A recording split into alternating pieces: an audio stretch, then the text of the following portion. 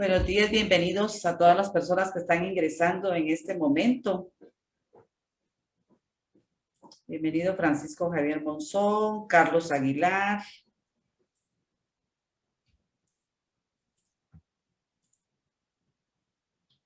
Lilian Méndez. Nos pueden ir colocando de qué empresa o institución nos están acompañando.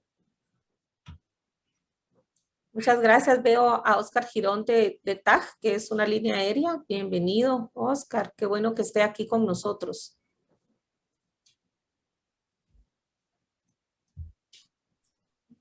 Con mucho gusto, a la orden siempre. Gracias. Para nosotros va a ser un verdadero placer seguir realmente alimentándonos con esta información. Gracias a ustedes.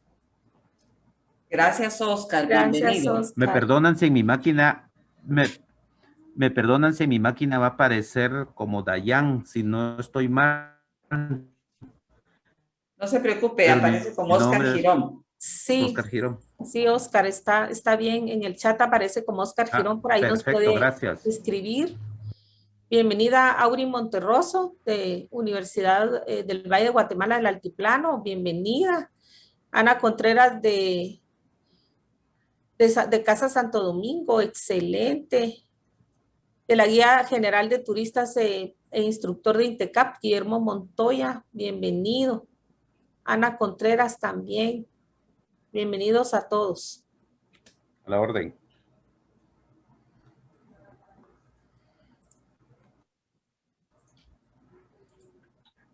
Vamos a dar un par de minutos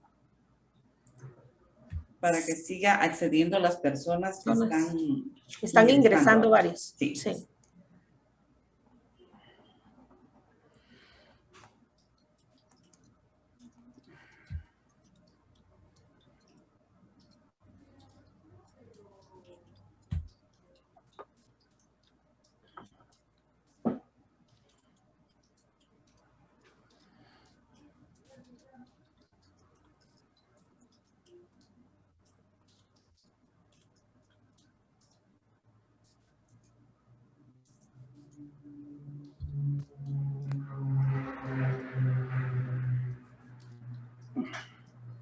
Bienvenida a la IT Castillejo, de Getour Glamping, Tours and Events.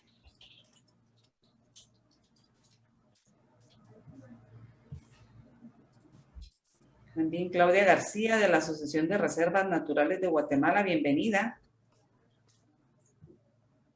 Muchas gracias.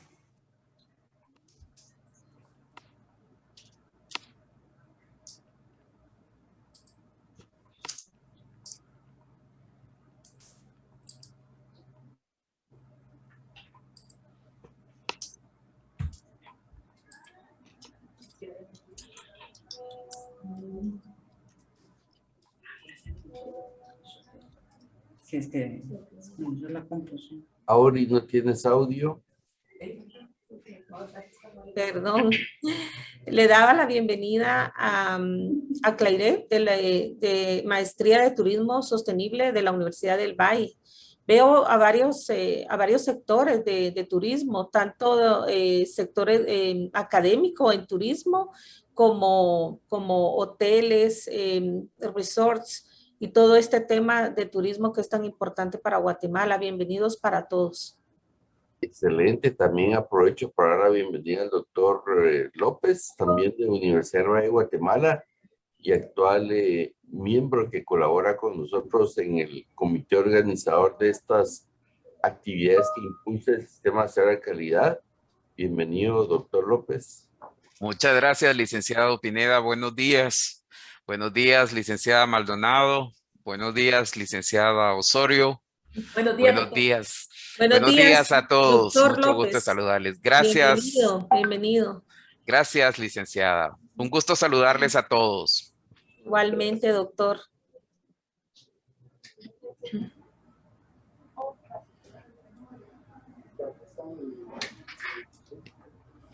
Bueno, le damos la bienvenida también a Colin, naturalmente, ¿verdad? ¿Ya está acá con nosotros? Ya está acá con nosotros. Bueno, entonces, ¿iniciamos? ¿Les parece? Excelente. Ya tenemos casi el 50% de las personas que esperábamos, un poquito menos, por ahí un 40, me parece, por ciento. Entonces, para honrar la puntualidad de la gran mayoría que ya está acá, vamos a dar inicio. Entonces, muy buenos días para todos. Estamos a mitad de la semana, ya casi terminando el mes y ya viene medio año rápidamente.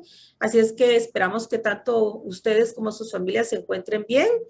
En nombre del comité organizador de este tour online de la calidad segunda edición, les queremos dar la más cordial bienvenida. Voy a tener el gusto de presentarles al licenciado Pablo Alexander Pineda, que es el director del Sistema Nacional de Calidad, quien va a darles unas palabras y la bienvenida oficial. Posteriormente, les presento anticipadamente al licenciado Diego Grajeda, también es parte del comité organizador de este tour online de la calidad segunda edición, quien va a tener el honor de presentar a nuestro conferencista que nos trae el tema del día de hoy. Así es que tanto al licenciado Pineda como al licenciado Grajeda les doy la más cordial bienvenida y les cedo la palabra al licenciado Alex Pineda. Adelante, Alex. Muchas gracias, Auri. Pues oficialmente bienvenidos y bienvenidas a todas. En verdad es un gusto que nos acompañen. Un saludo de parte del Ministerio de Economía. Nosotros desde el Ministerio de Economía pues estamos apoyando a través de nuestra Política Nacional de Calidad esfuerzos en diferentes sectores y áreas que naturalmente se vinculan a nuestro área de competencia. Estamos vinculándonos con diferentes actores y sectores del país, justamente bajo los dos objetivos estratégicos que establece nuestra Política Nacional de Calidad. Los cuales son, uno es el despliegue de la calidad en todos los sectores del país y otro es el fortalecimiento institucional. Así que básicamente en el marco de estos dos grandes objetivos estratégicos es que impulsamos este tipo de actividades de promoción, divulgación, sensibilización y capacitación. Y en esta oportunidad pues estamos trabajando con el sector turismo, ¿verdad? Y es por ello que la comisión organizadora integrada por representantes del sector público, privado y académico, vimos la relevancia de incorporar este tipo de temas en nuestro Tour Online de la Calidad 2021. Así que en buena hora que estemos acá todos reunidos, viendo y apoyando todas estas actividades. En verdad, esto es en beneficio de nuestro país. Sabemos que nos resta mucho que hacer. Hay un plan de reactivación y recuperación económica que impulsa el gobierno de la República. Sabemos que no es nada sencillo. Hay muchas acciones, muchas actividades que no dependen de un solo actor. Aquí vemos representantes de muchos sectores vinculados al turismo, así que esperamos sea de utilidad este grano de arena que el Sistema Nacional de Calidad está colocando para apoyar el sector turismo. Así que reitero la bienvenida a todos ustedes y que todo esto sea porque Guatemala sea un mejor país, un país de calidad. Gracias, Alex, por tus palabras. Muy importante. Seguidamente le cedemos la palabra al licenciado Diego Grajeda. Adelante, Diego. Muchas gracias, Auri, y gracias, Alex, ahí por la bienvenida. Bienvenidos nuevamente a todos. La verdad que es un gusto poder estar aquí con todos ustedes, trayendo esta conferencia que esperamos sea de mucha utilidad. Sabemos que el sector turismo ha sido muy afectado después de la pandemia y el tema de la bioseguridad, si antes era importante, ahora se pasó a ser lo más importante y este eje tan importante, de verdad, nos va a apoyar, como mencionaba Alex al final de su intervención, poder hacer nuestros sistemas dentro de cada una de nuestras organizaciones de calidad para que podamos tener pues muchos beneficios como país, como empresa, ¿verdad? Y como organización. Entonces, el día de hoy, pues tenemos a Colin Banning como expositor, ¿verdad?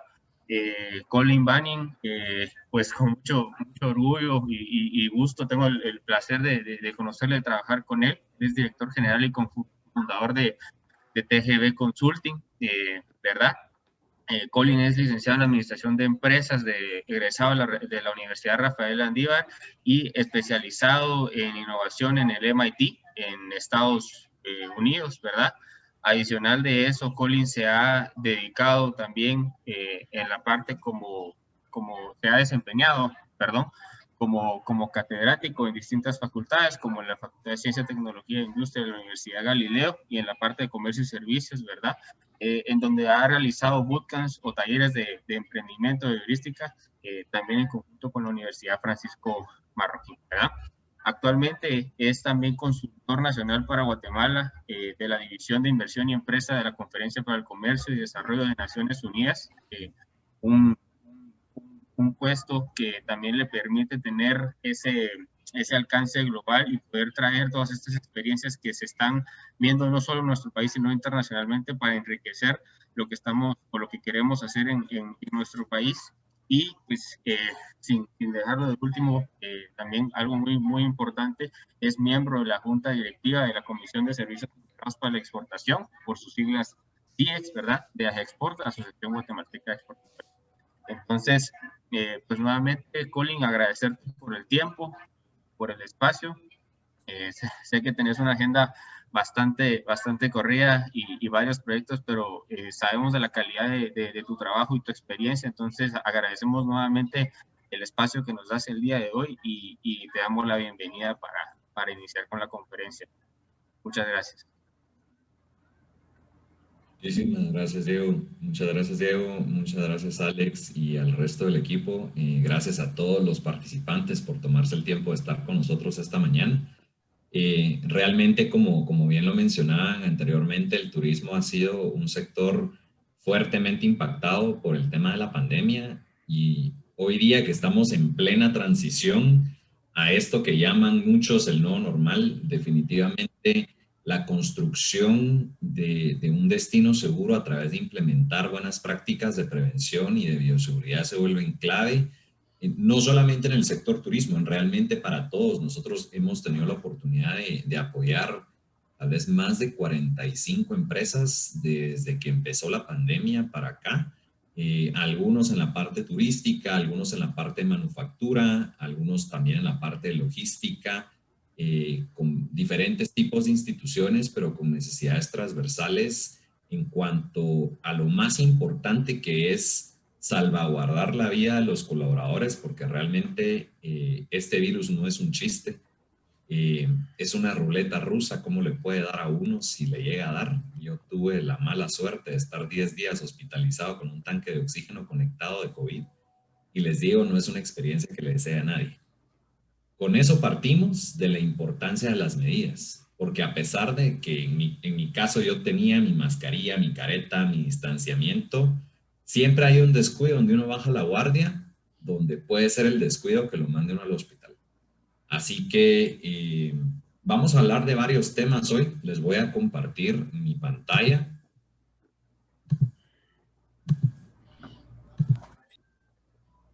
Y me pedían cuando hablábamos de planificar esta charla, de comenzar a hablar de la reactivación del sector turismo y considerar un poco el tema de los protocolos de bioseguridad.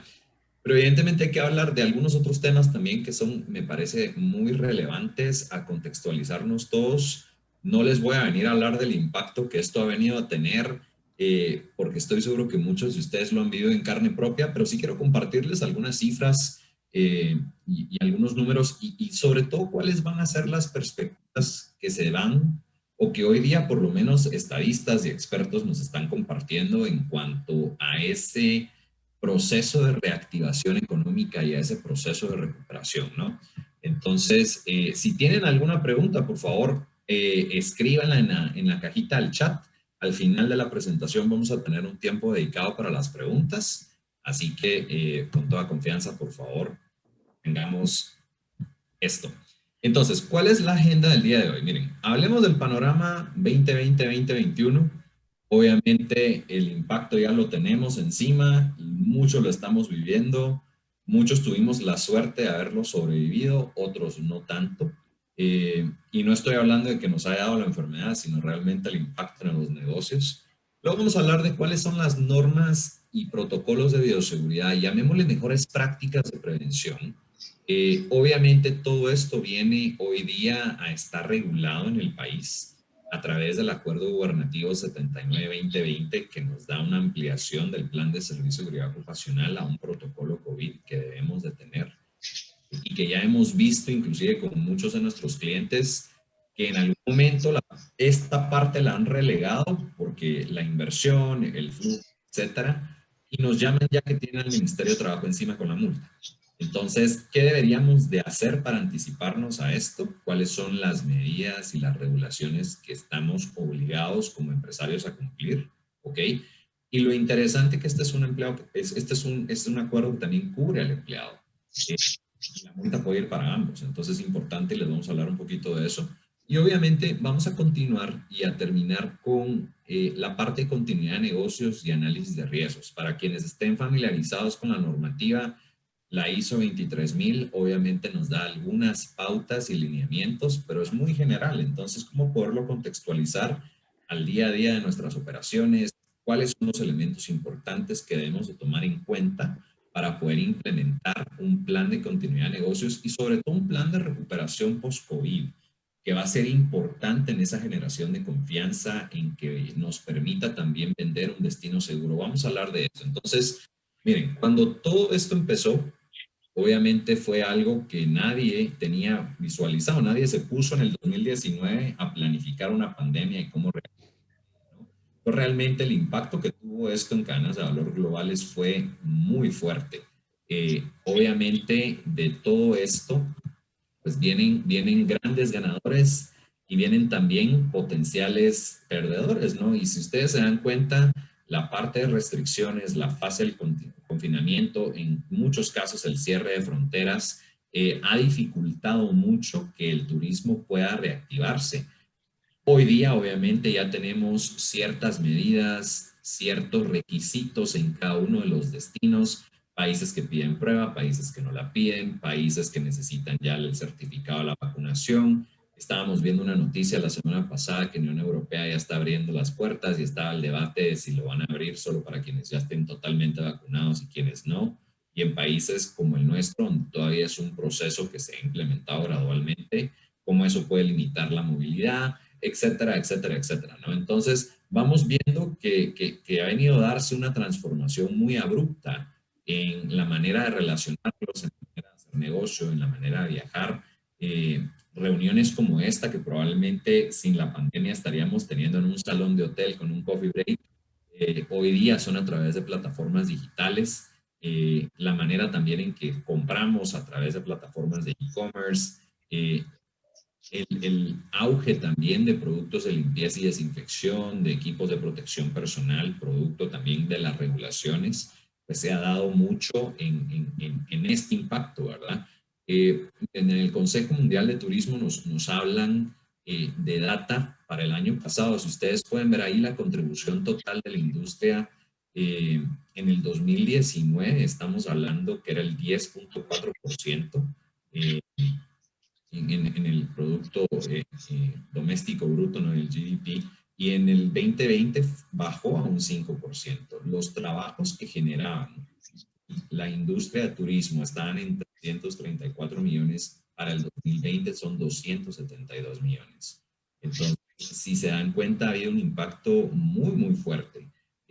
Los gastos que se dan en viajes de negocios versus viajes de placer, de distracción, de vacaciones, también se va viendo con una reducción significativa, ¿no? Los viajes de negocios bajan casi un 4%, los viajes de distracción también.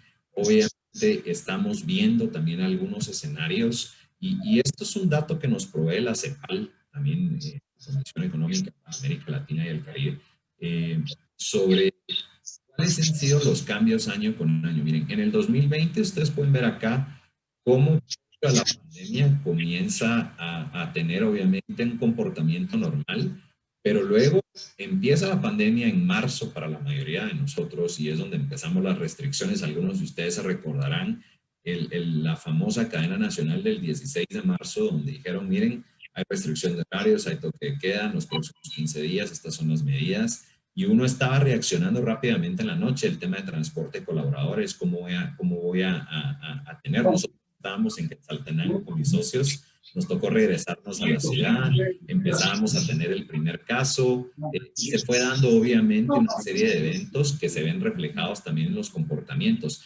Tal vez les voy a pedir a todos que puedan poner su micrófono en mute para evitar la distracción en el ruido de fondo, para mantener la concentración. Ahora, perdón, Colin, si ustedes pueden... por la interrupción. Sí, le solicitamos a los participantes que le quiten el sonido a su micrófono y por favor apagar sus pantallas para una mejor audición de la conferencia. Muchísimas gracias. Gracias, Colin. Entonces, si ustedes pueden ver aquí, perdón, estos son los datos obviamente que ya se documentaron para el cierre del año pasado y cómo quedamos obviamente en cambios porcentuales este mes en el tema de turismo. O sea, vamos viendo que de enero a febrero baja un 15% y de febrero a marzo baja ya a un 65%, a abril que ya teníamos la pandemia encima bajó un 97%. Y hemos visto que gradualmente va queriendo recuperarse. Tenemos dos escenarios para este año. Un escenario, llamémosle optimista, que nos dice que, bueno, a pesar de ya comenzar a levantar restricciones, de ya tener, por ejemplo, implementadas ciertas medidas, de homologar algunos requerimientos de entrada y salida, pues para julio ya podemos comenzar a tener este levantón que obviamente hasta finales de año nos va a llevar probablemente a un punto donde terminamos el 2019, ¿sí? Un escenario pesimista nos habla que esa curva comienza a alzarse en septiembre, ¿verdad? Obviamente no sabemos lo que no sabemos. Estas son las proyecciones que inclusive nos da la Organización Mundial de Turismo a través de los datos también de la CEPAL. Y hay un estudio para América Latina muy interesante que les puedo hacer llegar inclusive también como material complementario de la conferencia para que lo vayan viendo. Pero realmente todavía nos espera una buena temporada de venir y aguantar, ¿sí? Algunas recomendaciones que inclusive la CEPAL y la Organización Mundial de Turismo nos da, y esto va mucho en el tema de apoyo sectorial, ¿verdad? Primero, hablamos de equipos multidisciplinarios de coordinación de crisis y al final de la presentación les voy a hablar un poco de este tema, ¿verdad? Cómo hacer un análisis de riesgos, cuáles son obviamente los riesgos asociados a los diferentes tipos de crisis que podemos manejar desde una pandemia a un desastre natural. Evidentemente el intercambio de información debe ser muy fluido, tiene que ser óptimo y tenemos que tener un criterio homologado en cuanto a qué medidas y restricciones se le están poniendo al viajero con base obviamente en la situación de la pandemia y el número de contagios, ¿no? Hablamos de implementar protocolos de bioseguridad unificados en aeropuertos, puertos, terminales y nos ha pasado. Yo el sábado voy a Estados Unidos, tenemos un proyecto ahora en México, tenemos otro proyecto en Nicaragua y en la oficina y en todos los países tenemos requerimientos diferentes. Entonces sí se vuelve bastante complejo para efectos de viajes de trabajo, cuando no nos queda de otra que sí tener que ir al destino. Bueno, y la prueba en Nicaragua me cuesta $150, en México me cuesta 30, el requisito de entrar a un país versus el otro, y obviamente sí debemos de comenzar a dialogar y a entender la ventaja que existe en comenzar a homologar medidas. Obviamente la coordinación entre autoridades, asociaciones de turismo, en conjunto con autoridades de salud pública, migración y otros actores clave son importantes en la mitigación del impacto del virus. Y lo que les mencionaba hace un rato, ¿verdad?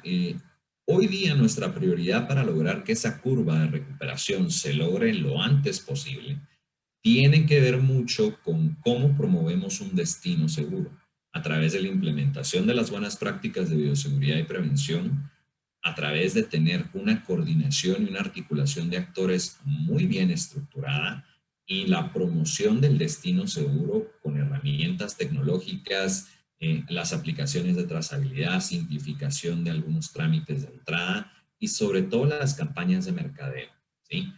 Probablemente vamos a necesitar darle un enfoque de destino seguro más que de otros conceptos mercadológicos, porque es lo que va a generar confianza y seguridad al viajero de que este es un destino que vale la pena tener, donde se tienen todas las medidas y que podemos seguir mercadeando todo el atractivo que Guatemala tiene que ofrecer, ¿sí?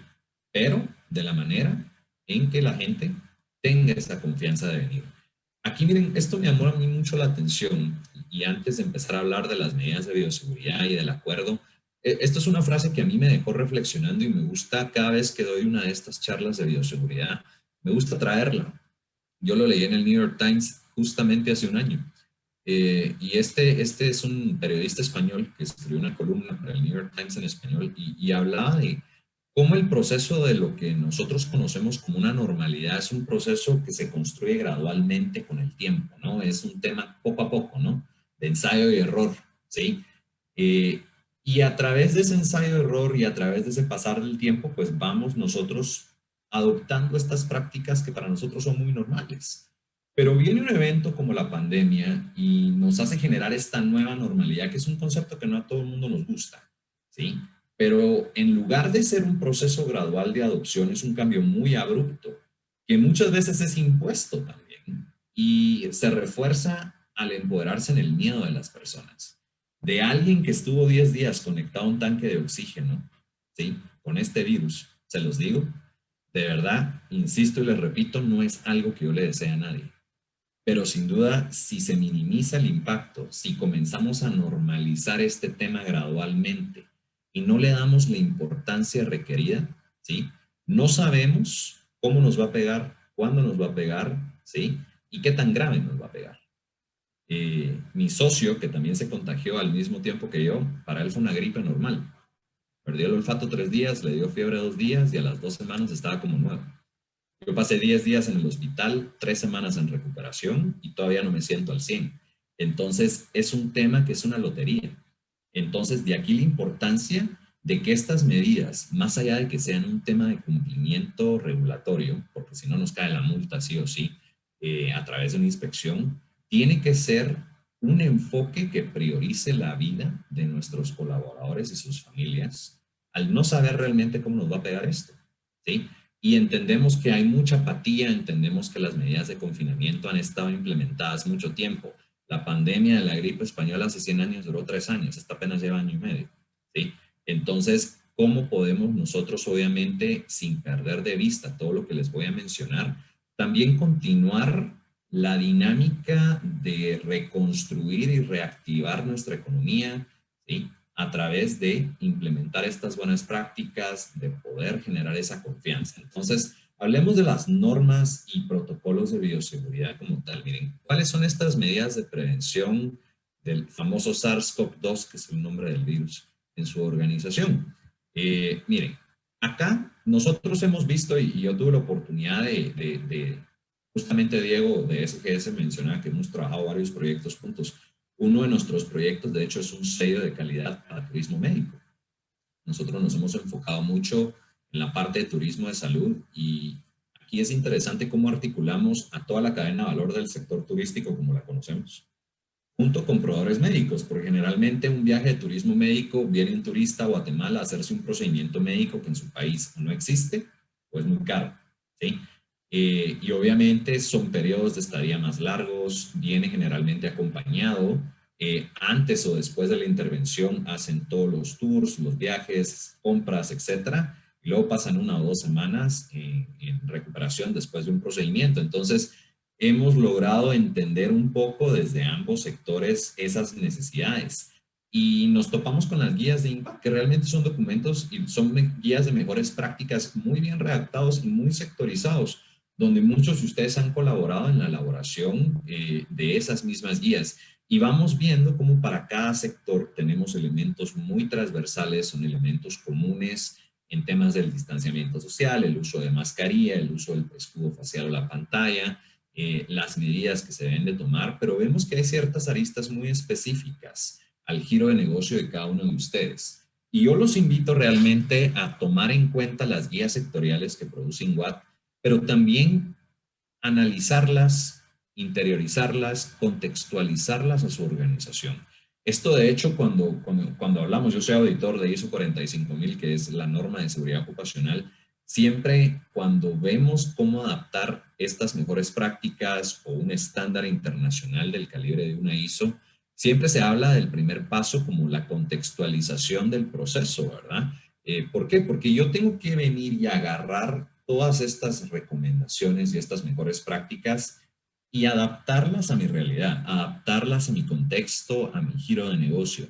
Entonces, si yo voy a trabajar en industria de reuniones o soy un guía de turismo, o soy una agencia de viajes, pues las guías nos dan lineamientos, pero cómo yo, a través de la operación de mi negocio en el día a día, debo de comenzar a implementarlo, qué procesos adicionales debo de incorporar, qué capacitación le debo de dar a mis colaboradores, cómo debo de comunicarlo tanto a mis colaboradores, a mis proveedores, si tengo contratistas, a mis propios clientes y a cualquier otro grupo de interés, y cómo al internalizar el contenido de estas guías, de estas mejores prácticas, de este tipo de charlas y conferencias, nosotros vamos operacionalizando eso en el día a día de nuestra empresa y vamos creando un proceso a la medida, un traje a la medida de la organización, tomando todas estas recomendaciones, ¿verdad? Entonces, ¿cómo hacemos ese protocolo a la medida? Miren, al final tenemos que empezar a considerar varios factores. Miren, el acuerdo gubernativo nos habla de un número de personas por metro cuadrado en oficinas, que incluye clientes y colaboradores. Vamos a hablar de eso más adelante.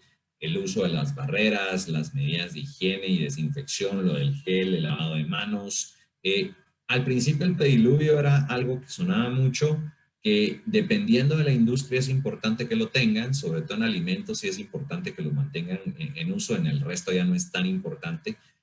Las medidas de seguridad como la toma de temperatura al ingresar, el distanciamiento. La semana pasada me tocó ir a hacer una auditoría a uno de mis clientes y estábamos con un auditor de SGS precisamente haciendo el proceso y me dice, ¿te diste cuenta que ni en la entrada al edificio ni en la entrada a la oficina nos tomaron temperatura, ¿verdad? Entonces, ahí va. Y esto puede ser una multa de hasta 14 salarios mínimos. Entonces, ¿cómo comenzar a implementar todas estas buenas medidas y qué debemos de tomar en cuenta, verdad? Cuando ustedes agarren estas guías y agarren estas mejores prácticas, hagan un autodiagnóstico, ¿sí? ¿Estoy cumpliendo? ¿No estoy cumpliendo? ¿Cómo lo estoy haciendo? Valídenlo. Vayan al campo, vayan a ver a sus empresas, ¿sí? Entren a su oficina, vean si tienen la señalización, tienen las medidas, tienen el termómetro en la entrada. Tal vez son cosas que ya lo tenemos por sentado y por lo mismo a veces se les olvida hacerlo, ¿ok? ¿Qué herramientas necesito tener para esto, no? Tengo que tener señalización, tengo que tener un termómetro, ¿qué tengo que tener? ¿Cómo lo estoy comunicando? Y sobre todo, ¿cómo capacito a la gente y dejo constancia que eso está sucediendo? Y más importante todavía, ¿cómo lo puse en marcha, verdad? Entonces, y aquí empezamos a hablar un poco del equipo y las barreras de protección. Miren, la mascarilla importante, ¿sí? Hay diferentes tipos de mascarilla, hay recomendaciones de cuáles sí, cuáles no, se las voy a mostrar a continuación, ¿sí? Los guantes, los de nitrilo, los de látex, en algunos casos es importante. Y ojo, el que usemos guantes no quiere decir que el virus no se queda en el guante, entonces hay que descartarlos periódicamente y aunque tenga el guante no puedo estar haciendo esto, porque da lo mismo que tenerlo o no tenerlo, ¿verdad? La parte del termómetro, evidentemente en la toma de temperatura, aunque les digo, muchos de los síntomas de la enfermedad no necesariamente presentan fiebre. Hay gente que puede estar positiva, que no tiene nada de fiebre. No es una garantía, pero sí es una medida de protección, ¿verdad? El tema del protector facial o el escudo facial es indispensable y obligatorio para todas las personas que tengan contacto con clientes, ventanillas de atención, ¿sí? Personal de atención al cliente, de ventas, etcétera. Personas que tienen contacto directo con el cliente deben de tener un protector facial, ¿ok? Entonces, vamos a hablar del tema de las mascarillas. Miren, acá hay una gran variedad de mascarillas disponibles. Ustedes están viendo en la calle y las mascarillas se volvió un negocio cuando empezó todo esto. Una mascarilla quirúrgica antes de la pandemia costaba 34 centavos. Hoy día ya no tanto, entonces, vamos viendo, obviamente, estas diferentes mascarillas. Las mejores las tres de arriba. Miren, la KN95 tiene un 95% de protección, la mascarilla quirúrgica, que es de uso médico. Y esto es interesante porque por los filtros tienen una carga estática, hacen que el virus se quede ahí y no pase. Y obviamente la de captura de partículas son las mejores. Si ustedes se dan cuenta, las tres tienen 95% de eficiencias con virus. Pero si vamos, por ejemplo, a las mascarillas de esponja, que se ven muy bonitas, es muy estético, no protegen para nada contra el virus, 0%. Las mascarillas de tela igual, si no tienen los filtros con carga estática que tendría una quirúrgica, no sirven de nada. Y las de carbón activado es un 10% de eficiencia. Realmente, cuando ustedes ven las mascarillas que parecen KN95 y tienen los filtros de carbón activado, no señales. Entonces sí es importante saber cuáles sí y cuáles no para uso de nosotros, y sobre todo también porque debemos de darle a nuestros colaboradores el equipo necesario. Luego la parte de señalización y campañas de información. Aquí yo les pongo dos ejemplos de infografías que nosotros les damos a nuestros clientes, las personalizamos con su logo y les damos las recomendaciones de dónde colocar cada una de ellas. Pero si se dan cuenta, pasos básicos de prevención, el proceso de lavado de manos paso a paso, pero es importante obviamente que sensibilicemos a todos nuestros compañeros, a nuestros familiares de la importancia de cuidarse. Y obviamente eso tiene mucho que ver también con la colocación estratégica de la señalización, más allá del cumplimiento en los lugares estratégicos, ¿verdad? ¿Qué hago si presento síntomas? ¿A quién debo de contactar en la empresa si necesito alguna atención? Si me empiezo a sentir mal a medio turno. Les soy franco, yo cuando empecé con síntomas fue un viernes a mediodía. Y hoy había tenido 2 reuniones con mi socio, por eso lo contagié. Entonces, a veces uno ya es contagioso sin presentar síntomas, depende de cómo evoluciona el virus, ¿no? Entonces, sí es importante, obviamente, saber qué hacer. Si a media jornada yo comienzo a tener a alguien que se empieza a sentir mal y debo de tener, más adelante vamos a ver el tema del área de aislamiento, un proceso de traslado de alguien que está sospechoso, hacerle su prueba, mandarlo a la casa. Si tengo que desinfectar el área de trabajo, tengo que cuarentenar a todo el mundo. Todas esas cosas que vamos a ir viendo más adelante en la presentación. Y sobre todo la parte de respetar el distanciamiento, ¿verdad? Que todos nuestros colaboradores, clientes, proveedores, contratistas tengan ese 1,5 metros de separación al momento de realizar las labores. Obviamente eso incluye en los periodos de comida, que es el único momento en donde me puedo quitar la mascarilla cuando estoy en el comedor. Y obviamente hay muchos casos donde no podemos tener ese distanciamiento. El otro día estábamos viendo un cliente de nosotros que tiene kioscos y que tienen locales pequeños en centros comerciales, no son grandes oficinas. Y me decía, mire, acá 1,5 metros y somos 3 personas, no se puede. Entonces tenemos que obviamente implementar otra serie de medidas, mantener las políticas de limpieza más estrictas y en todo caso también en donde sea posible las pantallas de policarbonato para poder hacer esa separación entre cubículos. La otra vez estuve en el almacén fiscal de la portuaria en Puerto Quetzal también haciendo uno de estos procesos. Y veíamos obviamente la separación, teníamos que mandar a instalar las pantallas, ellos han hecho un fantástico trabajo en sensibilización, en implementar las medidas, en tener todos los procesos, en capacitar a la gente, y fueron viendo obviamente que todos estos procesos pues también requieren inversión de todo el mundo, ¿verdad? Entonces aquí es donde tenemos que comenzar a jugar y a priorizar un poco.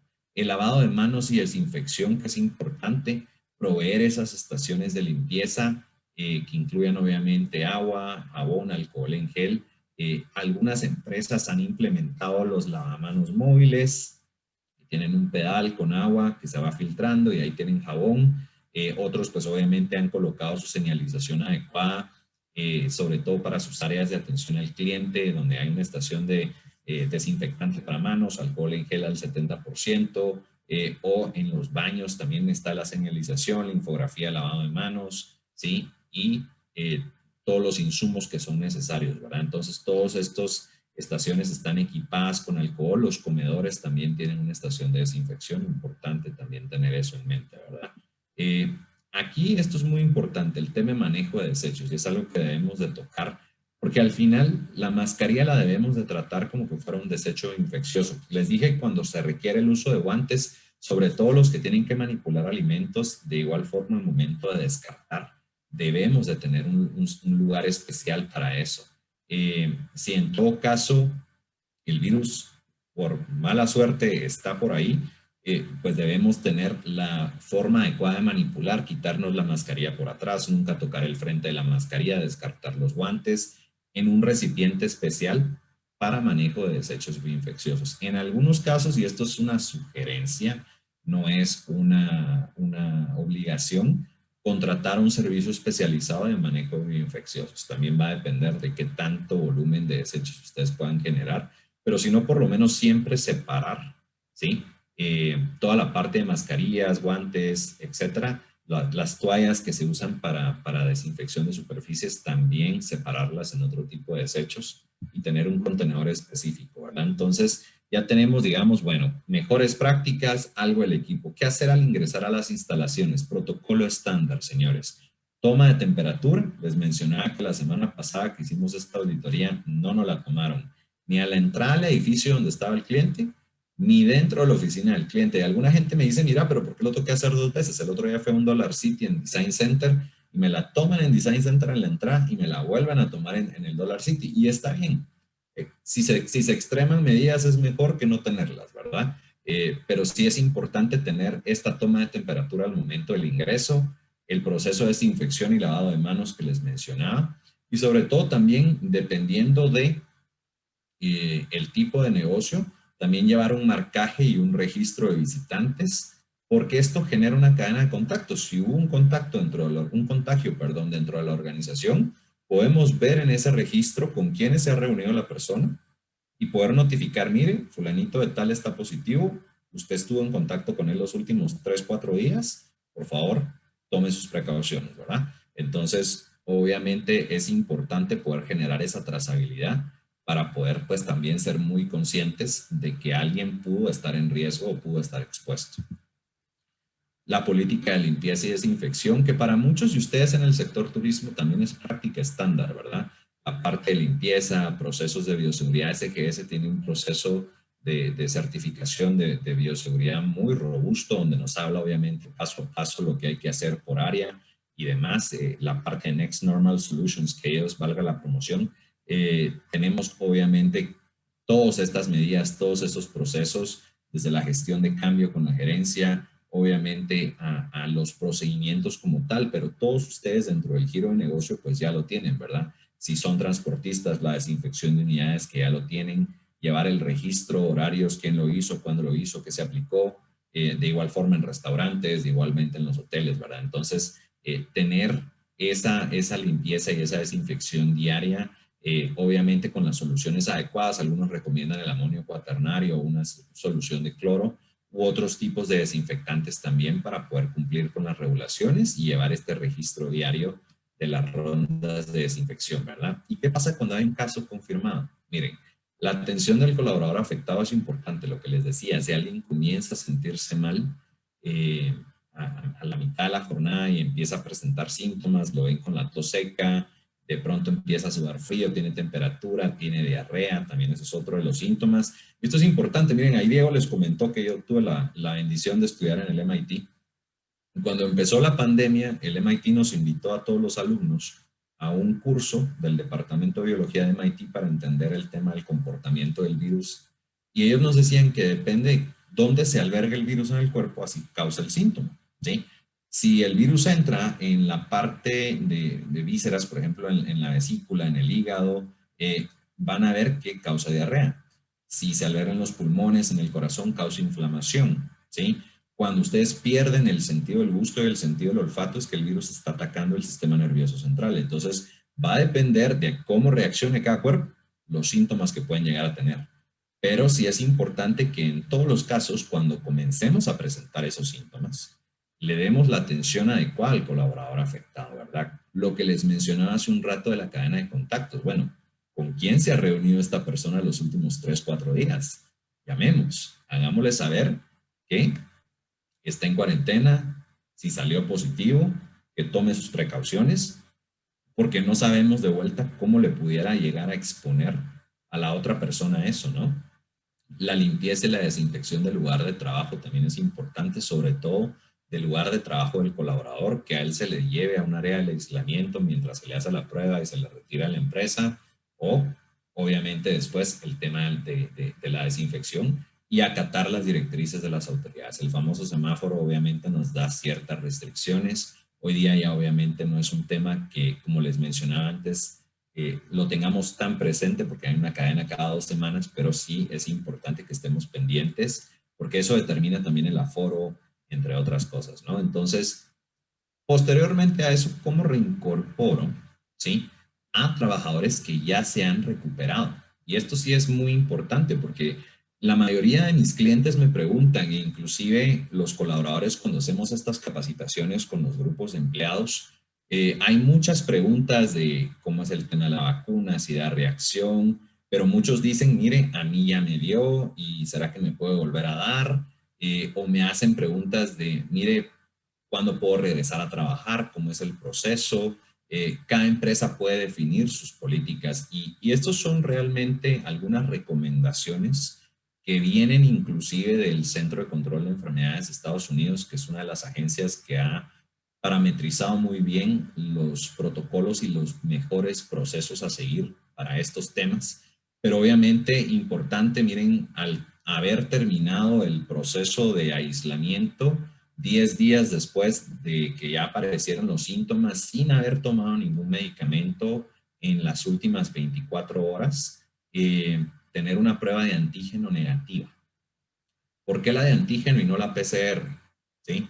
La PCR, a pesar de que ya no tengamos una infección activa en el cuerpo, hay todavía rastros de virus inactivo en nuestro organismo. Y la PCR, después de que yo me recuperé, puede seguir saliendo positiva por meses. Mientras que la de antígeno no. La de antígeno, ambas son un hisopado, ¿sí? Pero la de antígeno nos dice si la infección está activa o no. Entonces, eso es importante tenerlo en cuenta, ¿verdad? Que esa prueba, la persona ya cumplió tal vez sus 10 días de los síntomas, o hay gente que extrema medidas, démosle una semana más, démosle por lo menos 3 semanas, hágase la prueba de antígeno, tráigame la prueba negativa, inclusive las empresas se la pagan, ¿sí? El laboratorio, si es Blue Medical o si es cualquier otro laboratorio, se los manda de una vez, y ya bueno, ok, ya está negativo. Entonces, de aquí parte mucho también el proceso de reincorporación. El año pasado hacíamos un simposio con 3 de nuestros clientes, es un evento que hicimos en la Export de Bioseguridad, y les preguntábamos a nuestros clientes, miren, ¿ustedes qué hacen cuando viene el colaborador de vuelta a la oficina, verdad? Porque el componente emocional es importante. El hecho de que, mira, él tuvo COVID, no se le acerque, no es la actitud adecuada. La gente no quiere sentirse discriminada, no quiere sentirse aislada. Tenemos que fomentar un ambiente de trabajo en equipo, un ambiente de colaboración. Si el tipo ya salió negativo, ¿por qué lo voy a estar aislando? ¿Me entienden? Pero sí es importante poder también sensibilizar al resto de los equipos dentro de las empresas, de darle esa bienvenida adecuada, inclusive hasta celebrar que sobrevivió el tema, ¿no? Y porque es un tema importante. Tal vez estuvo como yo en el hospital con un tanque de oxígeno, tal vez estuvo en casa con una gripe muy leve, pero en ambos casos, qué bueno que se recuperó y qué bueno que te tenemos de vuelta. Entonces, obviamente, tener todo eso muy presente. Miren, en algunos casos también la pérdida del gusto y el olfato pueden persistir durante semanas. Mi experiencia personal, yo aún ya un mes después de haber salido negativo de la prueba, aún todavía tengo secuelas. A veces me siento muy fatigado, a veces tengo dolores en el torso muy fuertes, siento como piquetazos en el corazón y son secuelas. Hay gente que tiene dolores de articulación, la parte de la ansiedad, el estrés, problemas para dormir, eso se ve reflejado y son secuelas que depende de la gravedad de la enfermedad, pueden quedarle al colaborador también. Entonces es importante que lo sepamos para poder apoyarlos de la mejor manera en su reincorporación. Y esto sí va a ser muy importante. Y me gusta hablar porque tengo la solvencia moral de decírselos porque estuve ahí, pero también obviamente desde una perspectiva de mejores prácticas, de lo que las agencias recomiendan, agencias internacionales, etcétera, ¿verdad? Entonces, hablemos un poquito del tema de la ley. Y esta es la parte aburrida. Miren, yo no soy abogado, mi socio sí. Entonces yo he escuchado a mi socio muchas veces hablar de este tema, inclusive cuando asesoramos a nuestros clientes, él es el experto en este tema, entonces yo les quiero dar un luzazo, pero hago la salvedad, no soy abogado, así que si hubiera alguna duda que yo no pueda responder, les vamos a pedir que nos dejen su correo electrónico, yo hago las consultas con mi equipo legal y con mucho gusto les llevo la respuesta a su correo electrónico directamente, ¿verdad? Esto es un compromiso mío con ustedes, pero de igual forma, las dudas que yo sí pueda responder, escríbanlas en el chat, con todo gusto también vamos a abordarlas al final de la presentación. Entonces, ¿cuáles son estas normas complementarias a lo que ya existía desde el 2014 como un reglamento de salud y seguridad ocupacional en la prevención de infecciones o brotes de COVID en los centros de trabajo, ¿verdad? Entonces, miren, algunos antecedentes. El Acuerdo Gubernativo 2029-2014 es un acuerdo muy extenso. Les doy un ejemplo. Nos habla desde cómo deben de ser los teclados de las computadoras, que deben de ser mates, no deben de ser blancos ni reflectivos por el tema de la luz, porque eso puede distraer a alguien, la parte de las rutas de evacuación, el tema de las escaleras, colocaciones, si tuviéramos duchas también, cómo deben de ser las duchas, dónde estar colocadas, el botiquín, qué debe de incluirse. Es un tema que aborda un nivel de detalle, es un acuerdo muy bien tipificado que nos da los lineamientos para la elaboración del plan de prevención o un plan de salud y seguridad ocupacional, dependiendo de qué tan grande sea nuestra empresa. Y les digo, nuestra experiencia elaborando estos documentos y haciendo auditorías de salud y seguridad ocupacional bajo la norma ISO 45000 es un acuerdo muy completo. ¿Qué sucede? Muchas empresas dicen, mira, esto para mí ahorita no es una prioridad, es un gasto que no tengo contemplado. Problema. Depende del giro de negocios, es importante que lo tengan, pero obviamente hoy por hoy es algo que se está viendo, ¿sí? En temas de inspección. Acá, como es un tema de ley, no les puedo hacer el resumen, sino que se los voy a poner textualmente, ¿verdad? Para que no haya pierde. Miren los antecedentes del acuerdo. Dice, todo patrono que cuente con menos de 10 colaboradores debe disponer de un plan de prevención de riesgos laborales autorizado por el Departamento de Salud y Seguridad Ocupacional del Ministerio de Trabajo y Previsión Social o la sección de Seguridad e Higiene del Instituto Guatemalteco de Seguridad Social, que son las dos entidades que ven este tema, ¿verdad? Obviamente un monitor de salud y seguridad ocupacional, y el monitor debe estar capacitado en el ICS o en el Ministerio de Salud en primeros auxilios, el uso del botiquín y disponer de un botiquín portable, accesible, de conformidad con la normativa vigente. Esto es la ley. Y en muchos casos, mucha gente me dice, mira, pero voy a tener un monitor y no lo voy a usar y es un salario extra que tengo que tener. Tengo menos de 10 colaboradores y mi empresa es una empresa pequeña. Realmente es un gasto adicional. Hay obviamente algunas alternativas ahí y es obviamente el que en este caso el monitor no debe de ser necesariamente un enfermero profesional. Mejor si lo es, pero sí recibir las capacitaciones necesarias, ¿verdad? Luego, todo patrono que cuente con 10 en adelante, empresas más grandes, sí debe de tener un comité bipartito de salud y seguridad ocupacional, según lo perceptado en el artículo 10 de este reglamento, y además disponer del plan de salud y seguridad ocupacional que esté firmado por un médico registrado en el Departamento de Salud y Seguridad Ocupacional del Ministerio de Trabajo, ¿verdad? Esto incluye, porque aquí es donde ya tenemos obviamente un plan más elaborado, el perfil de riesgo de cada uno de los puestos, un sistema de vigilancia, obviamente de los trabajadores tomando en cuenta ese perfil de riesgos, que son los procesos que vamos a tener de vigilancia, de observación, obviamente de vigilancia epidemiológica de accidentes de trabajo y enfermedades en las empresas, programar la metodología para la educación y la comunicación de las medidas preventivas, un botiquín, aquí es donde vienen también la parte de simulacros, capacitaciones de primeros auxilios, entre otras, ¿verdad?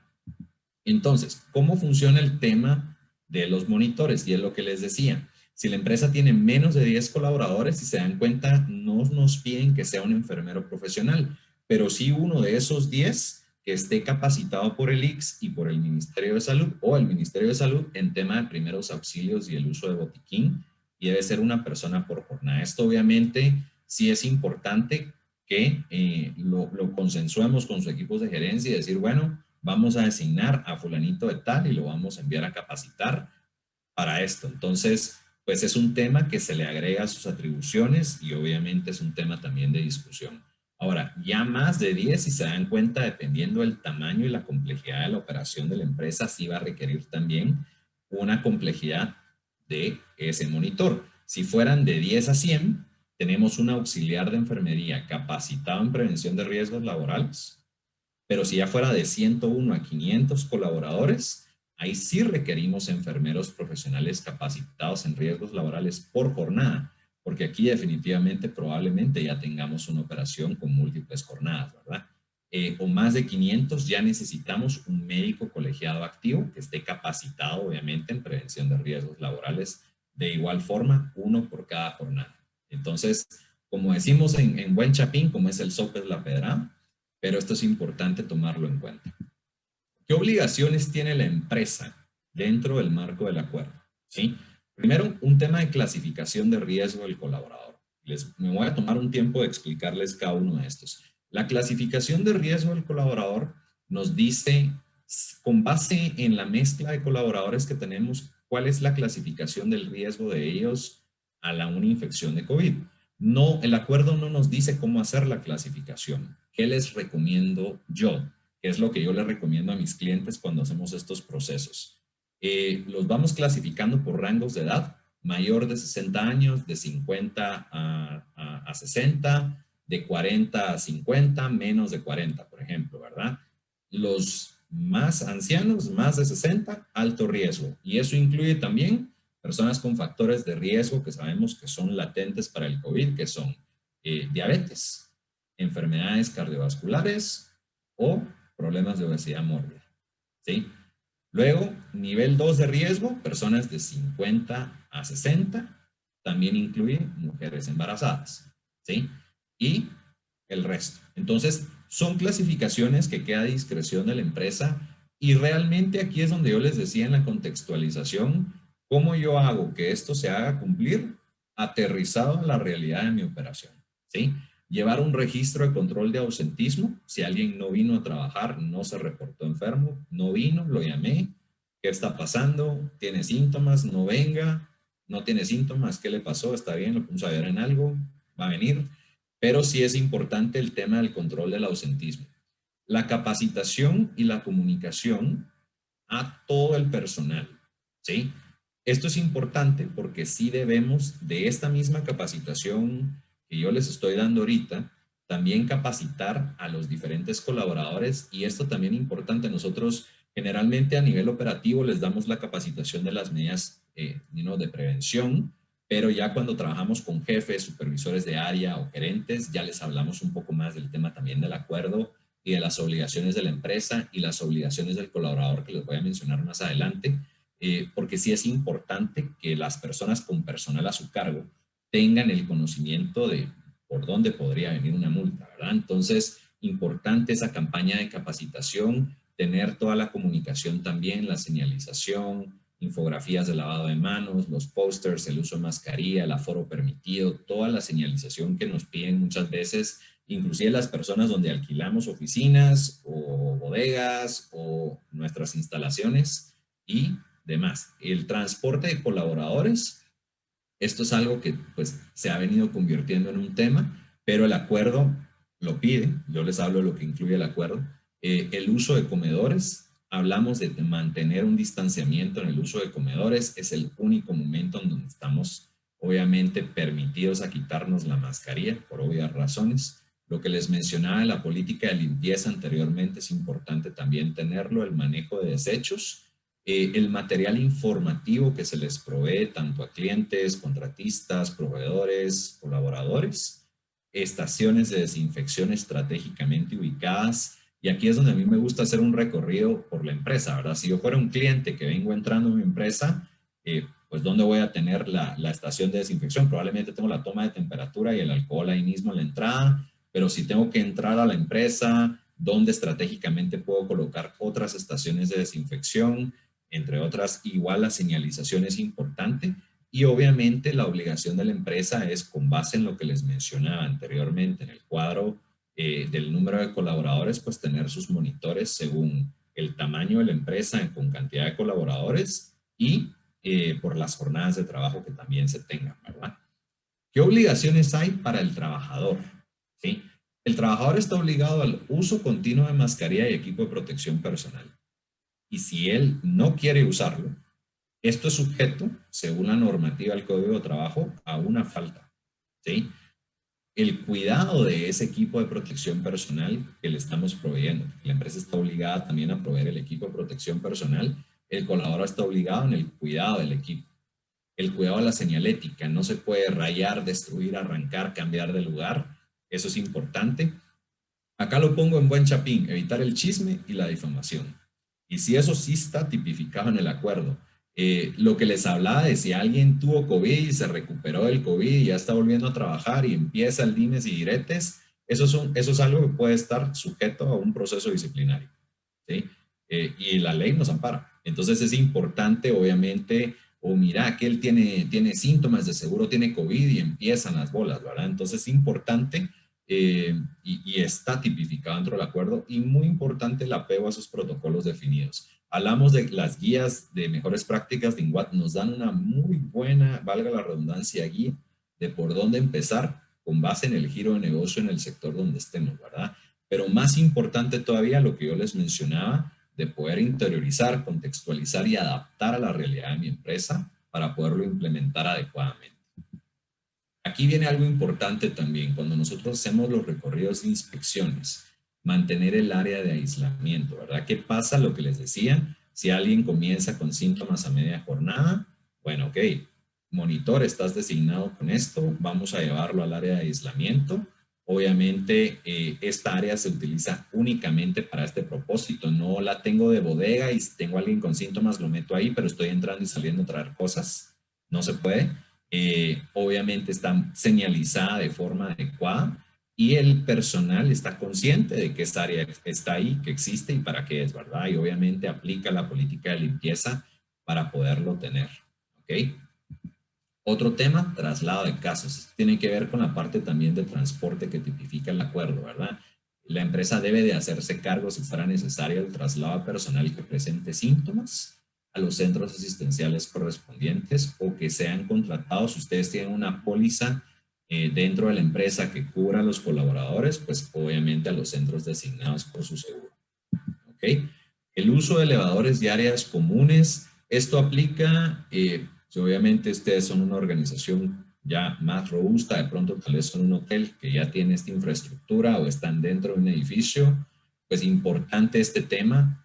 La señalización de los elevadores, ustedes han visto muchas veces que en el piso del elevador ya está marcado o con una X o con estos stickers de los piecitos donde se debe parar la gente, a manera obviamente de que no ingresen más personas de las que indica ahí. Y ojo, porque esto a veces no siempre nos pasa. La gente dice, es que yo vine primero, yo estaba en la cola. Pero si usted mira que viene alguien de tercera edad, que viene en silla de ruedas, esa persona tiene prioridad sobre usted, aunque usted ya está haciendo la cola. También está en el acuerdo. Entonces, importante eso y el respeto del distanciamiento social en esas áreas comunes que tenemos en la oficina. El uso de comedores. Tenemos que establecer los horarios específicos para evitar la aglomeración, sobre todo porque hay que señalizar dónde se puede sentar, dónde no, para efectos de mantener el distanciamiento social. Y eso obviamente limita el aforo de personas en el comedor, sobre todo cuando todos salían a almorzar al mismo tiempo. Hay que definir horarios específicos ahora para poder mantener el distanciamiento y no sobrecargar el tema de los comedores y mantener los dispensadores de alcohol en gel disponibles también en el comedor. ¿Sí? ¿Quién fiscaliza y cuánto pueden ser las multas? Miren, acá 3 instituciones. La Inspección General de Trabajo, que es generalmente quien llega, el Departamento de Seguridad Ocupacional del Ministerio de Trabajo y la Sección de Seguridad e Higiene del ICS. Obviamente acá me topé con el caso de una clienta que justamente preveyendo el tema nos estaba pidiendo ya el protocolo. Venimos trabajando de hacerle su plan de salud y seguridad ocupacional ya el último mes. Y 2 días antes que le entregamos el documento, mire, ya viene el inspector. Obviamente teníamos los avances, podíamos demostrar con evidencias que ya era un proceso encaminado para evitar la multa. Entonces también esto es importante que ustedes mantengan toda la evidencia de estas buenas prácticas, la señalización, para que si alguien llega a hacerles una auditoría, tal vez algún incumplimiento mínimo, pero que se demuestre la voluntad que ustedes tienen de estar trabajando en el proceso y que en la siguiente visita de seguimiento, pues no les caiga una multa por no haber cerrado esas brechas, ¿verdad? La multa puede ser entre 2 a 14 salarios mínimos por falta, a discreción del auditor. Yo he tenido clientes con más de 300,000 quetzales de multa, como he tenido clientes con menos multa, que al principio dijeron, no voy a hacerlo del plan, no tengo plata para eso, no importa, qué bueno, ya implementé mis medidas. Llega el ministerio, auditan, mire, no tiene plan. Qué bueno que tiene sus infografías ahí puestas y que le toma la temperatura a la gente, pero no tiene plan, no está autorizado por un médico registrado, va la multa. Y luego encima, ahora que me tiene que pagar a mí y tiene que pagar la multa. Entonces, muchas veces es mejor proactivamente que ustedes también se asesoren con alguien y que tengan sus procesos pues implementados. Entonces, ya con esto, ya hablamos un poco de contextualizando cómo nos ha impactado en el sector turismo. Sabemos que ha sido devastador, que muchos no han sobrevivido el proceso, han tenido que adaptarse, algunos otros, por ejemplo, tengo compañeros en la Asociación de Exportadores de turoperadores se pusieron a hacer transporte de colaboradores y eso ayudó a traer el flujo. Y ahorita que ya comienza a reactivarse, sobre todo el turismo interno, ya comienzan a ver la luz al final del túnel, pero todavía es un proceso que, como vimos, va a tardar un par de meses más en llegar a tener ese startazo. Vimos un poco las mejores prácticas, los procedimientos que no son tampoco un secreto para nadie y ahorita probablemente no les dije nada que no supieran, pero muchas veces el recordatorio ayuda. Y hablamos de cómo la ley, a través del acuerdo gubernativo, obviamente tipifica los procesos y los procedimientos que se deben de tener, ¿verdad? Entonces, de cara al futuro, yo les hablé del tema del destino seguro, les hablé de la recuperación de la confianza, pero sobre todo también de cómo podernos preparar, ¿sí? La parte de continuidad de negocios y análisis de riesgos tiene que ver con ese plan de recuperación post-COVID, tiene que ver con la generación de confianza, con cómo nos empezamos a vender, qué procedimientos tengo que implementar que no tengo hoy día, ¿sí? Para poder recuperar y poder generar esa confianza. Estas son algunas recomendaciones que yo les doy. La base y el fundamento de estas recomendaciones es la norma ISO 23000 de continuidad de negocios. Pero de vuelta a lo que les digo, la idea no es que implementen la ISO 23000, sino que agarren elementos que pueden ser importantes en que ustedes también generen ese proceso de recuperación y que evidentemente en términos de calidad pues también mejoremos la experiencia de nuestros clientes a través de subir el nivel, ¿verdad? Entonces, anticipándonos al riesgo, ¿sí? Hablamos de las diferencias y relación que hay de salud y seguridad ocupacional con la seguridad, con la continuidad de negocios. Realmente los procesos de salud y seguridad ocupacional que vemos en el plan, que vemos en el protocolo COVID, que tipifica el acuerdo, se relacionan íntimamente entre ellos con un plan de continuidad de negocios, porque esto nos ayuda obviamente a evitar interrupciones en el negocio, eventualmente poder manejar si hubiera algún brote, el que no tenga yo que cerrar 2 semanas y aguantar 2 semanas de no ventas, ¿sí? Sino de poder manejar muy bien la situación y cómo responder ante una crisis o cualquier otro tipo de desastres, ¿verdad? Entonces, aquí me voy a salir un poquito del contexto del COVID para poderles decir, bueno, ¿cuáles pueden ser estas crisis? Y no van a ver nada que no hayamos pasado en Guatemala. Hemos visto temas de crisis sociales, manifestaciones, paros, cierres. Probablemente sí. Y ahí está la embajada americana poniendo el travel warning de si puede evitar ir a Guatemala, no vaya. Sin embargo, obviamente, son cuestiones que no podemos alienarnos. Es una realidad que muchas veces sucede. Desastres naturales como inundaciones. El año pasado, las tormentas ETA y OTA fueron devastadoras también para eso. Sobre todo en la parte de las Verapaces. Yo estaba hablando con un muy buen amigo que es de los dueños de las rutas del Rey Marcos y cómo eso obviamente les ha impactado. Él coordinó y realizó un centro de acopio y donaciones para los damnificados, pero eso evidentemente también el daño en la infraestructura, caminos, carreteras, la parte también de la minimización y eso en medio de una pandemia global, pues hemos visto el tema de incendios también, la parte forestal que es importante y sobre todo otros tipos de desastres, una pandemia, puede ser la erupción de un volcán, entre otras cosas, ¿verdad? Guatemala es un país muy interesante, con mucha belleza, con mucha historia, pero también sujeto a este tipo de riesgos. Entonces, es importante poder identificar, bueno, ¿cómo reacciono si hay una inundación y me va a afectar mis rutas, los paquetes que estoy vendiendo? ¿Me va a obligar a cerrar el hotel porque no va a venir nadie o probablemente dañe la infraestructura? ¿Qué pasa si hay un paro, hay una crisis social, manifestaciones ya violentas que obviamente imposibiliten y causen este clima de incertidumbre y me cancelen las reservas, o ahorita en media pandemia, ¿verdad? Entonces sí es importante poder comenzar a evaluar. Primero hacer un análisis del impacto y esos riesgos asociados. Miren, cuando hablamos de definición y gestión de riesgo, primero yo debo de saber cuáles son mis activos críticos. Si yo soy un hotel, si yo soy una empresa de transporte terrestre, si yo soy un restaurante, si yo soy alguien que tiene que ver con industria de reuniones, ¿cuáles son estos activos críticos que si se dañan o se pierden, yo no puedo continuar operando? ¿Sí? ¿Cuáles son los riesgos asociados a esos activos críticos? ¿Sí? Si hubiera una inundación y se me inunda hasta el segundo nivel del hotel y tengo daños, reparaciones, tengo que mantener todo eso bien. Cuando pase la inundación, ¿cuánto tiempo voy a tardar en recuperarme de todo eso? ¿Y qué medidas tengo que tener para anticiparme? O un tema, por ejemplo, de transporte, a mitad de una manifestación que me daña el transporte, me quemen llantas, etcétera. ¿Cómo puedo manejar yo esos riesgos, verdad? Obviamente, ¿cómo identifico esos activos críticos en mi operación? ¿Qué riesgos están asociados a esos activos críticos? Y empiezo a definir posibles riesgos en posibles escenarios, ¿verdad? Manifestación, check. Inundación, check. ¿A qué estoy sujeto? Y les hablo de cosas muy generales porque no conozco las intimidades del negocio de cada uno de ustedes. Pero sí va a ser importante que comencemos a pensar si hay un siniestro, ¿cómo reacciono? ¿Y cómo me va a afectar eso? Mi patrimonio, ¿sí?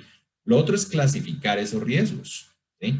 Puede ser algo de muy alto riesgo que definitivamente sea una interrupción, o probablemente es un riesgo moderado donde yo diga, mira, sí me va a afectar, pero me puedo recuperar fácil o puedo cambiar del proceso y utilizar esta otra alternativa, ¿sí? Eso obviamente me ayuda a clasificar el impacto que va a tener ese riesgo en bajo impacto, moderado o severo, y ya puedo definir esos contextos de evaluación. ¿Será un riesgo financiero? ¿Será un riesgo operativo porque me interrumpe mi operación y ya no puedo continuar atendiendo a mis clientes a través de esta interrupción por este incidente? ¿Bajo qué contexto, verdad?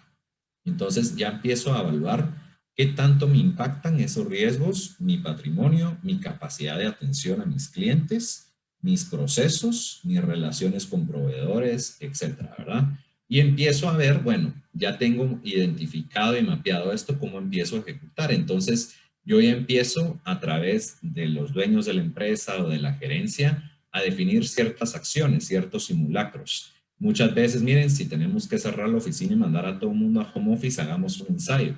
Probablemente ya lo tienen por la pandemia el año pasado, probablemente ya lo estén haciendo de esa forma. Tendrán toda la infraestructura digital, estas plataformas de comunicación que faciliten, obviamente, la interacción con sus clientes. ¿Será que ya tendrán, en lugar de formularios físicos en papel, todo migrado a un formulario digital que esté guardado en un servidor, en una nube, que permita, obviamente, no perder la información, agilizar los procesos, agilizar la comunicación? ¿Cómo puedo definir estrategias para restablecer la operación, verdad? Puedo hacer alianzas estratégicas con otros proveedores o entre nosotros mismos, que a pesar que podemos, por ejemplo, ser miembros de Camtur o miembros de la Comisión de Turismo de Agexport o cualquier otra asociación, si a uno le daña, tengo un plan de redundancia con una alianza estratégica con mi competencia para poder mantener el modelo de atención y no perder mis clientes, aunque tenga que pagar una comisión, pero obviamente nos ayudamos como sector y podemos crear esa redundancia. ¿Cómo concreto esas acciones de recuperación, verdad? Esas alianzas estratégicas, esos ensayos, esas pruebas, instalar todos estos nuevos procesos, porque al final la tecnología hoy día se vuelve nuestro mejor aliado. Se los digo en otro contexto. Les comenté al inicio de la presentación que yo trabajo mucho con temas de turismo de salud, con médicos y hospitales.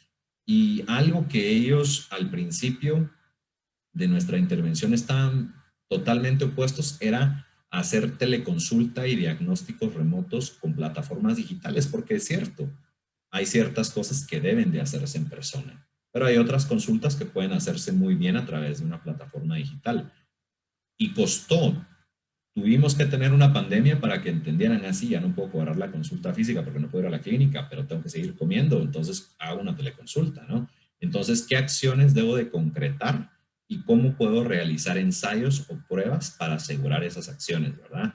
Miren, mucha, hoy la mitad de la gente se irá a trabajar desde casa porque queremos probar el sistema de comunicación, las plataformas, los procesos, queremos probar los formularios, el sistema, el backup de la información de los clientes está, el sistema contable funciona, o necesito un túnel de conectividad dedicado, una VPN o otro tipo de infraestructura digital. Los que saben de tecnología saben a qué me refiero, los que no, estamos a las órdenes, pero sí obviamente importante poder tener esos ensayos. Yo antes de trabajar en mi empresa, trabajé muchos años en multinacional, estuve muchos años en Coca-Cola, algunos años también en Nokia y otros años después en Xerox.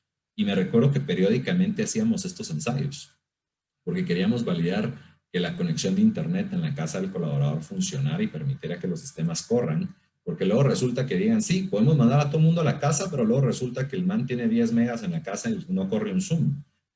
O el sistema de la oficina no corre porque tiene muy poco ancho de banda. Entonces hay que hacer algunos ajustes y hay que hacer ese fine tuning y esas pruebas periódicas para poder mantener la eficiencia del sistema, los simulacros de evacuación de las oficinas, de las instalaciones, etcétera, ¿verdad? Esto es importante también mantener, si hay un simulacro de incendio, un simulacro de temblor, un simulacro de inundación, cómo va a funcionar todo eso. Y estos ensayos nos permiten ir haciendo ajustes también para poder implementar ese sistema de gestión. Entonces, y aquí es donde viene ya la formalización de un sistema de continuidad de negocios, porque ya vimos que implementamos todas las medidas de bioseguridad, de que identificamos cuáles son los riesgos que puede tener mi organización al momento de ocurrir un siniestro, sea el siniestro, el brote de alguien que sale positivo, un incendio, un temblor, una manifestación, cualquier cosa, ¿verdad? Pueden haber diferentes tipos de riesgos. Por eso les digo que esta última parte no iba tanto con bioseguridad, sino más general, pero la bioseguridad es parte de, ¿sí? Entonces, ¿cómo establezco y documento mis procesos de comunicación con mis colaboradores, con mis proveedores, con mis contratistas, con mis clientes, al momento de tener que activar estas medidas de contingencia, sea por un brote de COVID o sea por otro tema?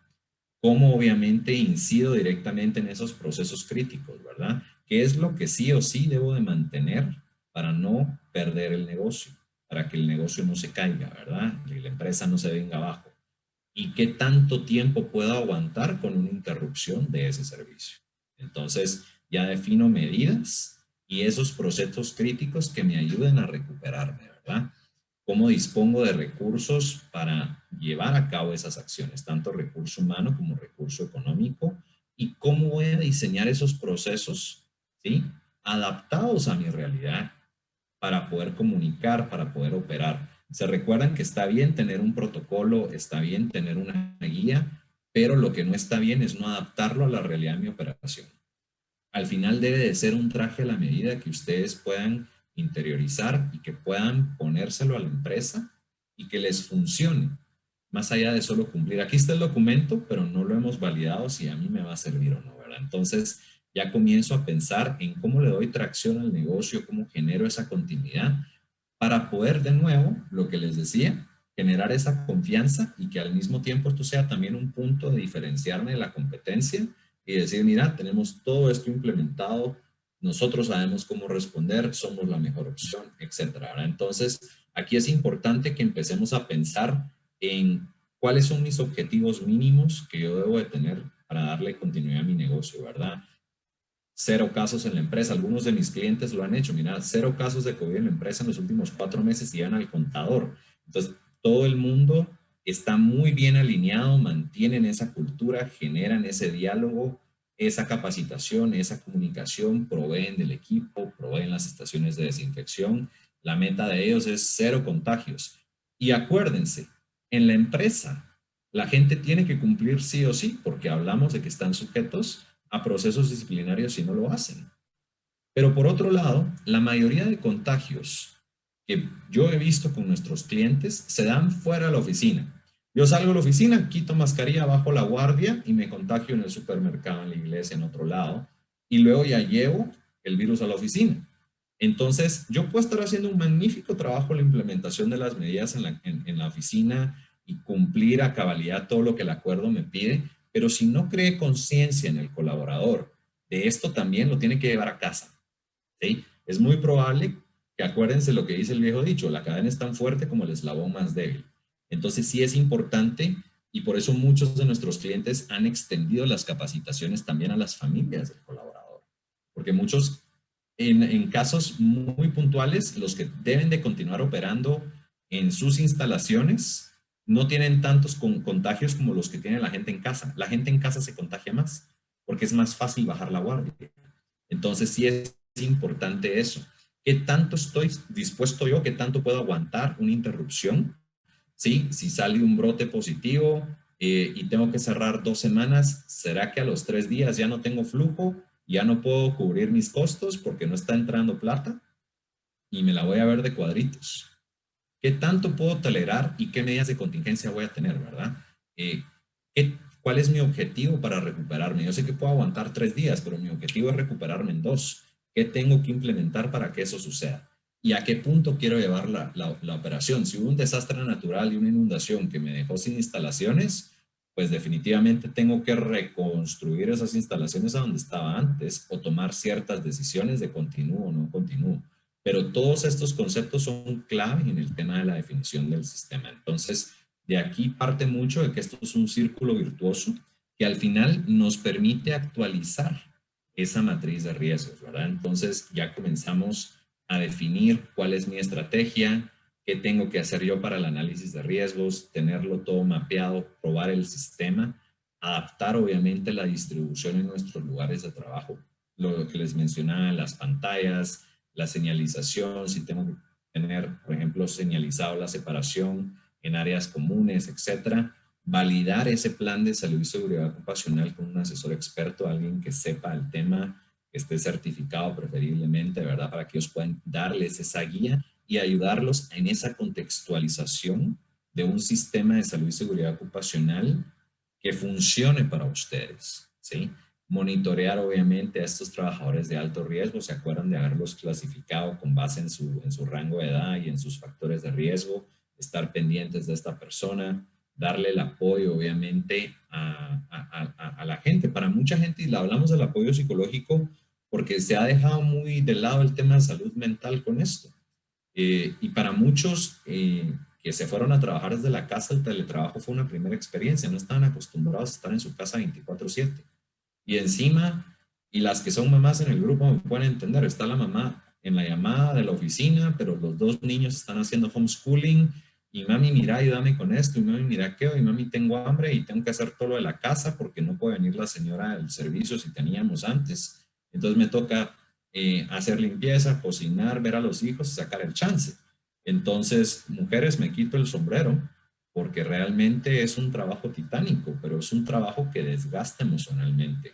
Ya no tenemos esa separación de ambientes ni de contextos, sino que estoy trabajando muchas veces 18 o 20 horas al día porque estoy en casa y voy a seguir adelantando. Entonces, eso puede causar mucha tensión, un desgaste muy fuerte. Si es alguien que ya tuvo la enfermedad, y se los hablo por experiencia propia, genera mucha ansiedad cuando uno recién está recuperado. ¿Y será que puedo contagiar a mi familia? ¿Será que sigo mejor aislado? ¿Será que ya podré regresar a trabajar? Necesito ese acompañamiento, necesito también ese toque humano. Al final, esto que les estoy diciendo, con todas las medidas, por mucho que el reglamento lo pida obligatorio, son medidas y son mejores prácticas que salvan vidas. Puedes salvarle la vida a alguien que tal vez tenía un factor de riesgo muy alto, que no sabía que se iba a complicar al grado de estar entubado y Dios no lo quiera que pierda su vida por esto. Esto es una ruleta rusa, no sabemos cómo nos va a pegar, ¿sí? Entonces, importante tenerlo al momento de restituir sus operaciones, de reincorporar a las personas a trabajar, de tener todo esto bien mapeado y bien identificado en el sistema. Entonces, con eso termino mi intervención. Veo que hay varios chats por acá. Entonces, no sé quién va a moderarnos las preguntas para poder apoyarles con esto.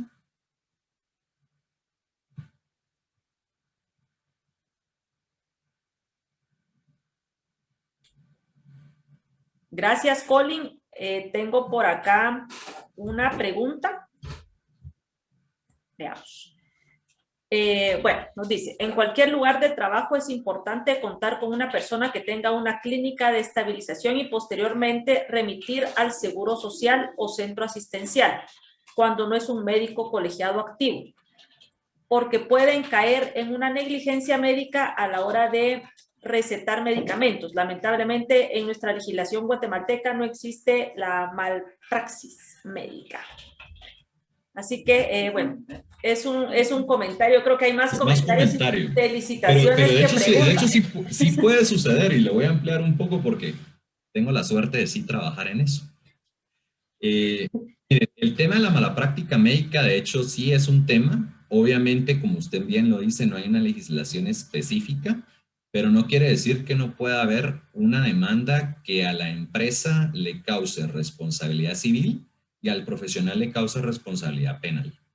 Y yo he visto, y le digo con mis clientes médicos, esto es un tema, sobre todo por la documentación médico-legal que requiere el proceso. Obviamente un mal diagnóstico, una mala receta, una mala práctica en general. Hay un seguro de mala práctica médica que a través de seguros GIT se puede obtener, de hecho. Pero sí es un tema que puede derivar en otras consecuencias legales que, aunque no esté tipificado, porque en Guatemala si no está en la ley no es delito, sí puede ser un tema que represente consecuencias a nivel civil o a nivel penal con base en qué tan grave sea el contexto o la mala práctica, ¿verdad? Porque aquí hay muchísimo, podríamos hablar otra hora y media de eso, pero para ampliar un poquito su comentario, vamos sobre esa línea.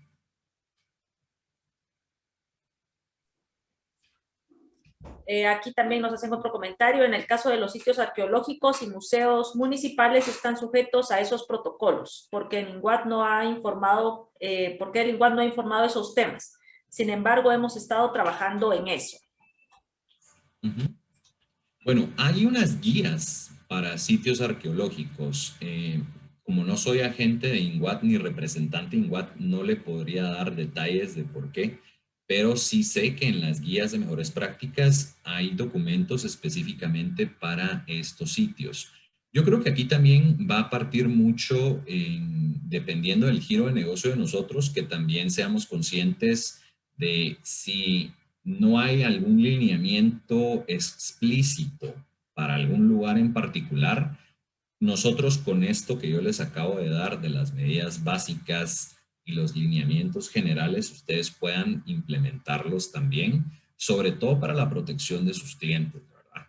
Esto creo que va a ser muy importante en que proactivamente nosotros también definamos, bueno, si no existe para esta localidad, ¿qué debería de haber? Implementarlo nosotros, y de ahí es que usted muy bien lo pone, nosotros hemos tomado medidas en el asunto y es lo correcto, ¿verdad? Entonces, siempre usemos la guía de referencia, pero también podemos hacer las consultas con algún experto para que ustedes puedan contextualizarlo, como les decía, a la operación y que no les afecte o no les represente un riesgo por algún cabo suelto. Perfecto. También nos dice aquí Francisco Monzón, gracias por la conferencia. Tomamos nota. Favor compartir con INGUAT y con Camtur si existen estadísticas de comercios inscritos en el sello de bioseguridad para valorar evolución. Ok. También tenemos para ese que es. Sí, de Giovanni Vidal. En el caso de las guías, ¿usted recomienda que puedan usar solo tarea a la hora de hablar en público? Yo creo que aquí... Miren, solo usar el protector facial. Esto es muy discrecional. Yo he visto ambos escenarios y a mí me ha tocado también. La otra vez me tocó en Escuintla hacer una de estas con 400 personas. Y la mascarilla y la careta, y yo con anteojos, se pueden imaginar que yo no veía nada del sudor y del... Entonces, también tiene que ver con la comodidad para la persona, en este caso, ¿verdad? Sobre todo, me imagino si es un guía. Si tiene la careta puesta, probablemente si no está con mascarilla, es cuestión de percepción, ¿verdad? Porque si no tiene el distanciamiento solo tiene la careta, pero la gente ya en la cabeza tiene que si no tiene mascarilla es un riesgo, ahí va a tener un gran problema. Entonces, yo prefiero extremar un poco medidas y usar una mascarilla quirúrgica que se dieron cuenta que es una mascarilla que es muy efectiva contra el virus, por lo mismo la carga estática, pero no es tan pesada como una KN95 que crea el sello y a veces estamos respirando nuestro propio aire. Entonces la gente se fatiga. Entonces, cuando toque temas de hablar en público o eventualmente largos periodos de uso de la mascarilla, yo prefiero una quirúrgica que porcentualmente es igual de efectiva que la KN, ¿sí? Pero no es tan incómoda. Si ustedes han visto cuando hay doctores en quirófano que son los que la usan, la mascarilla los protege de infecciones y a veces hay cirugías de 14 horas donde están parados en el quirófano atendiendo al paciente. Entonces, si nosotros no vamos a estar en ese nivel de presión, pero podemos usar la misma mascarilla toda la jornada completa, donde no va a ser tan molesta, que va a ser muy efectiva y que al momento de tener la pantalla y la mascarilla nos puede servir. Si es alguien que tiene contacto directo con el cliente, en el caso de alguien que esté haciendo un tour, un recorrido, una exposición, debe de tener el escudo facial, pero también le recomiendo que le den mascarillas quirúrgicas en lugar de las KN. Doble seguridad, no está de más extremar medidas, pero también tiene que ver con la percepción de su cliente hacia las medidas que usted toma. Porque tal vez solo tiene careta y no tiene mascarilla y para el cliente eso se ve mal y le pone un mal review, una queja o algo que derive obviamente en una situación poco grata. Entonces yo sí le digo mascarilla quirúrgica, pantalla. Perfecto. Bueno, también nos siguen diciendo por acá, excelente conferencia. En el caso de los municipios, los semáforos los establece el COE. Y, por ejemplo, nosotros llevamos más de un año en rojo y naranja.